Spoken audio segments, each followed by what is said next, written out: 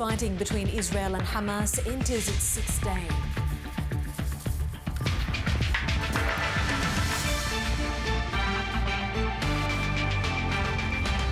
The first rescue flight from India in weeks touches down, but there are still thousands of stranded Australians desperate to get back.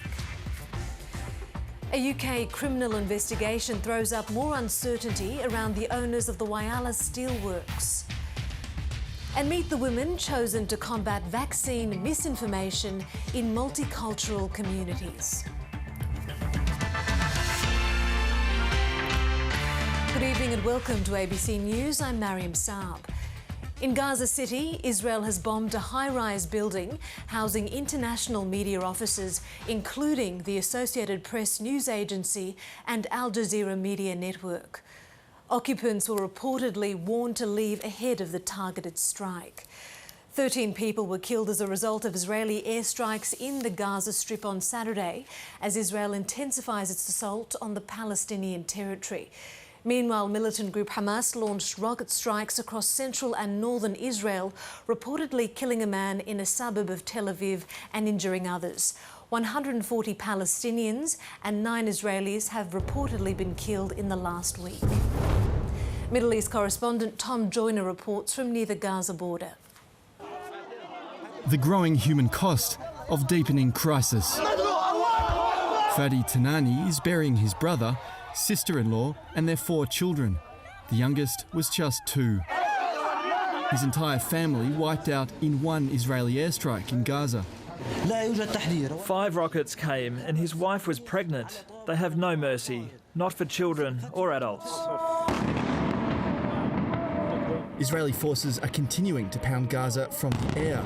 On the 6th day since the violence escalated, the military targeted a Hamas security compound and 2 warehouses used to store weapons. Hamas thought it could hide underground, but it can't. They attacked us on our holiday. They attacked our capital and they will pay a heavy price for it.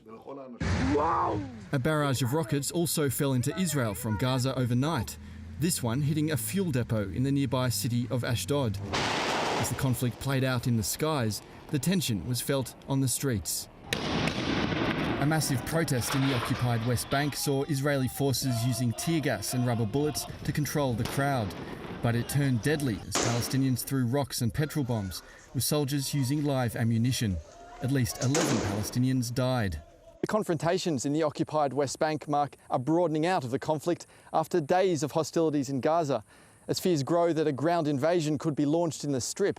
Gaza is struggling with limited fuel reserves, with power blacking out between 8 and 12 hours per day.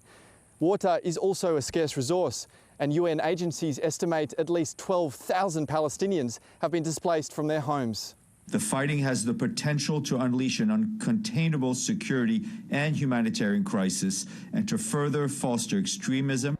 While international calls for de-escalation are intensifying, people around the world are demonstrating against the Israeli offensive. Hundreds rallied in support of Palestinians at the Lebanese-Israeli border.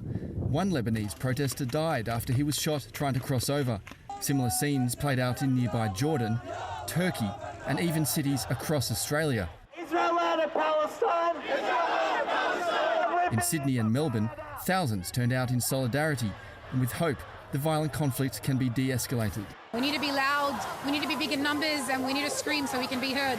A United States special envoy has touched down in Israel to broker de-escalation talks in a hope a ceasefire can be reached. Well, in the end, it was only half full, but the first repatriation flight since the India travel ban lifted has arrived.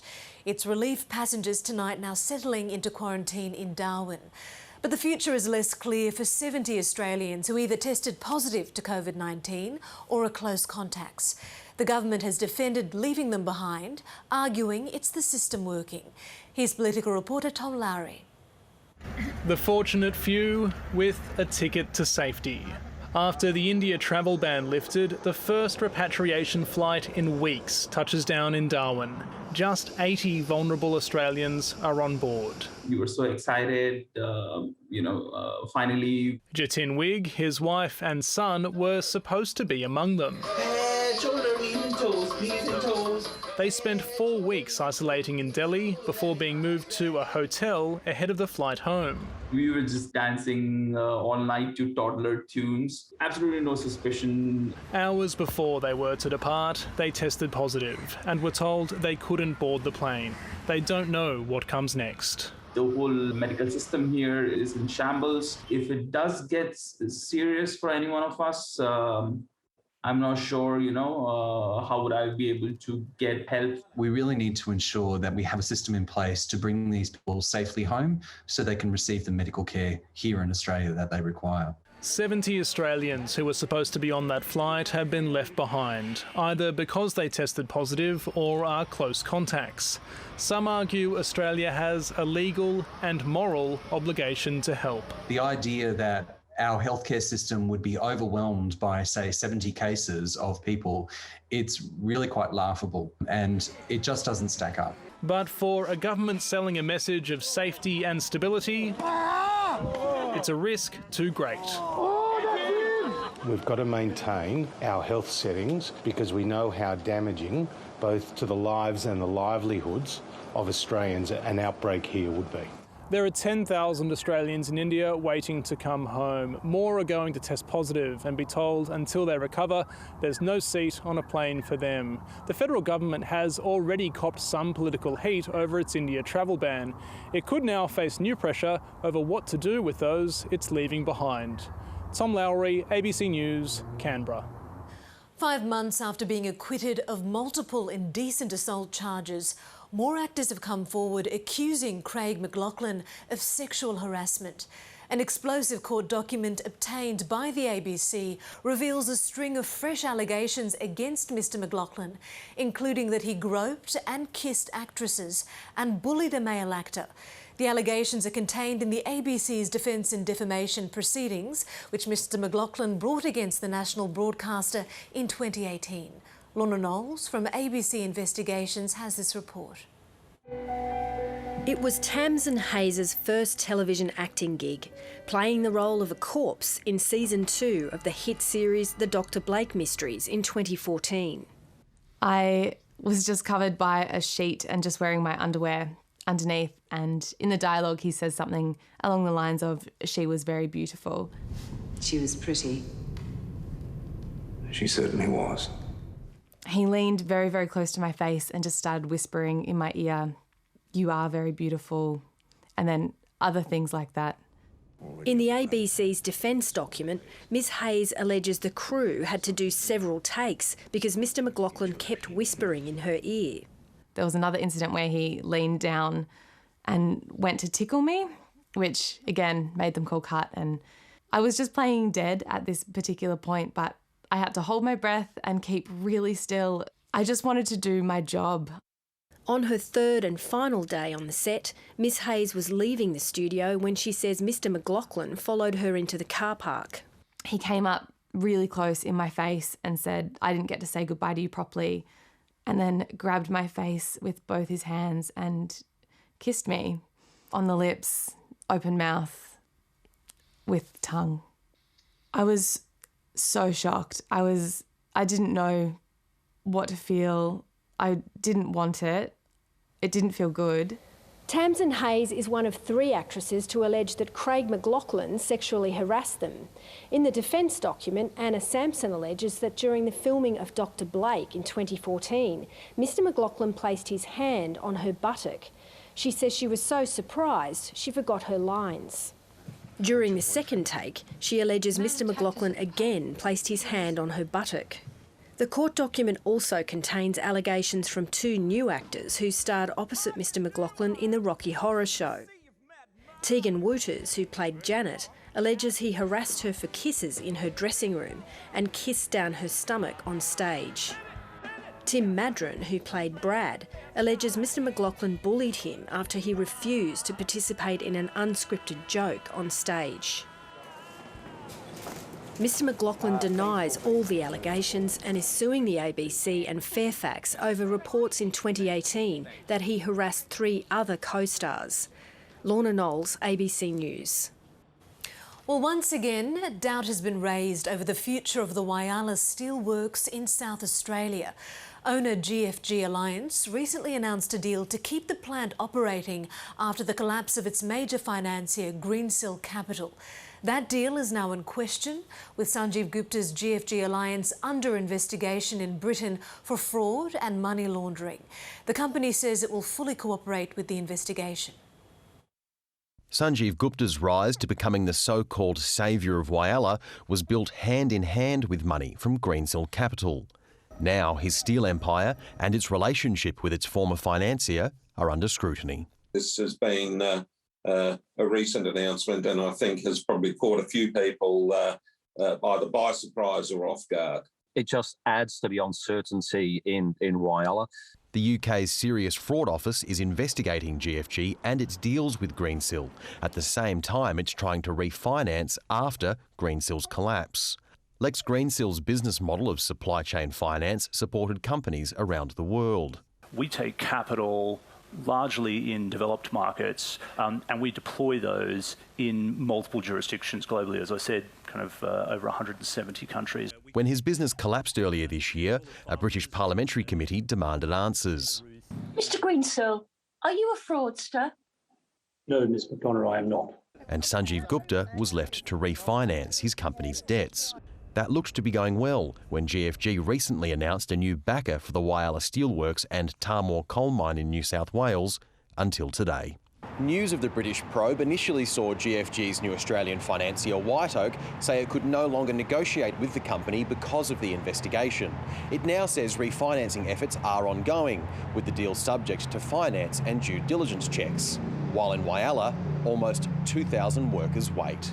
It's the only integrated steelworks in the nation that produces structural steel and rails. So it is an integral part of our sovereign manufacturing capacity. Whether it's a competition integrity body, whether it relates to an alleged fraud, these are matters which our international bodies will do their job and we will keep an eye on those things. As Whyalla keeps an eye on the horizon to see what might come next. Patrick Martin, ABC News. China has become just the third country to land a spacecraft on Mars. It's a huge step forward for China's space program and confirms their status as a major player in the 21st century space race. The Chinese craft was carrying a rover that will now spend 90 days exploring the Martian surface, searching for signs of ancient life. Scenes of joy and relief in Beijing as the good news reaches mission control from 320 million kilometres away. They had to wait through 9 minutes of terror during a communication blackout before they knew the Tianwen-1 craft had landed safely on the Red Planet. We've been waiting for the landing since yesterday morning. We've been on edge and I've only slept an hour. China is now just the third country after the US and Soviet Union to land a spacecraft on Mars and just the second to successfully deploy a rover there. The rover is called Zhurong, which means the god of fire in Chinese. It's matched with an orbiter called Tianwen, which will act as a relay. The rover will spend 90 days exploring an ancient lake bed using 7 different types of instruments, including groundbreaking radar to search for water under the surface. The whole goal of this mission, I think, is to firstly search for evidence of ancient life on Mars. So there's a possibility there that water was there, certainly could still be there, and where there's water, there can be life. This is just the latest development that's making China a major player in the modern space race. Last month, China successfully launched the core module of its space station into orbit. It also has put 2 rovers on the moon and brought lunar samples back to Earth.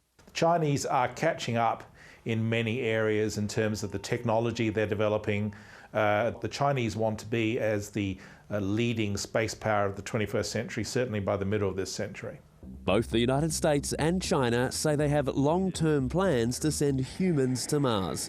NASA scientists believe the technology for such a mission could be ready by the late 2030s. And while the Chinese are playing catch-up, they're now one step closer to putting boots on the Martian surface. Bill Birtles, ABC News. The World Health Organization has warned that it expects COVID to be far more deadly in 2021 than it was last year. The WHO chief says it's why rich countries, which snapped up most of the world's vaccine supply, must start donating to poorer nations. Mr Ghebreyesus says that rather than vaccinating children and young people, the priority must be given to vulnerable populations around the world. COVID-19 has already cost more than 3.3 million lives, and we're on track for the second year of this pandemic to be far more deadly than the first. The WHO says sharing vaccine doses will help ensure greater impact overall. Back home, 50 women who lost work during the pandemic will be hired by the Victorian government to use their language skills to spread the word about the vaccine rollout. Misinformation about vaccines has been thriving in non-English speaking websites. The state government was slammed for not engaging enough with multicultural communities at the very height of the pandemic. Nikki Duang and Sahela Safdari both lost their jobs during the pandemic. It's pretty exhausting, stressing, because you would apply for a lot of jobs online and you wouldn't get any feedback. But after months of rejection, they've now been hired by the state government. I speak 3 languages, so that's Arabic, Dinka and English. They're practicing before they head to culturally diverse communities across Victoria this week to educate them about the vaccine rollout in their own languages. It's mainly giving them all the general information about the vaccines that are available in Australia. We will be talking about the side effects. Former paediatrician Chi Nguyen is one of the 50 women involved in the program. She's delivering her first vaccine seminar in Maidstone in Vietnamese. Research shows the majority of Australians are willing to get the vaccine, but there is greater reluctance among those who don't speak English and women. For migrant women, again, it's the problem of not having access to the information. Student Rachel Chung is hosting an online session in Mandarin to answer questions from the Chinese community. There is a bit of vaccine hesitancy in the community. With the recent news about blood clots and also misinformation, there is a lot of things we have to set straight. Some women have already been convinced. Really, really good. Yeah, I can understand. Yeah. We should do the vaccine for yourself first and then later for everyone. Culturally and linguistically diverse communities were among the hardest hit during last year's second wave, and the Victorian government was slammed for not doing enough to engage with these communities. While information was translated into different languages, it sat on websites. This program will help to distribute it to those who need it. And it's really, really important that people access their health information from reliable sources. Multicultural groups say the program is overdue. It would have been great if it had been running already and been trialling for over 12 months, but I think we need to congratulate them for the fact that they've learnt from last year and have now put things in place. Bridget Rollison, ABC News, Melbourne.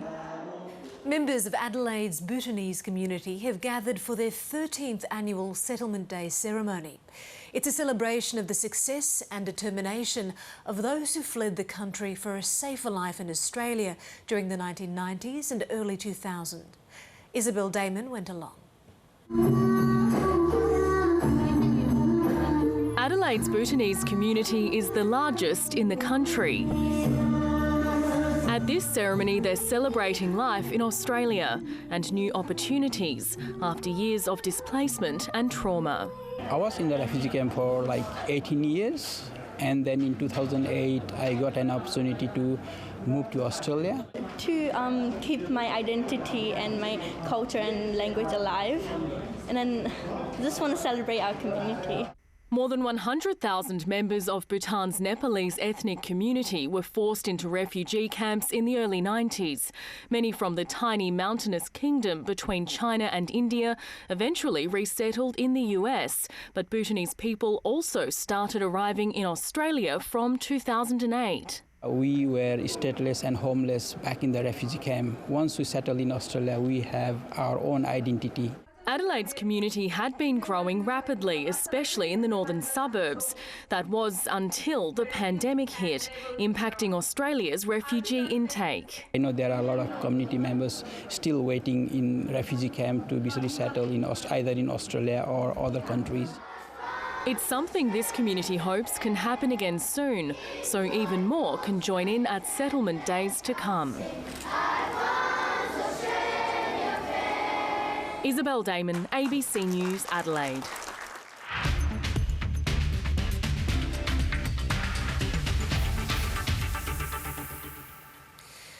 Well, there was finally a reason to celebrate for long-suffering North Melbourne fans this afternoon, with the Kangaroos notching their first victory of the season.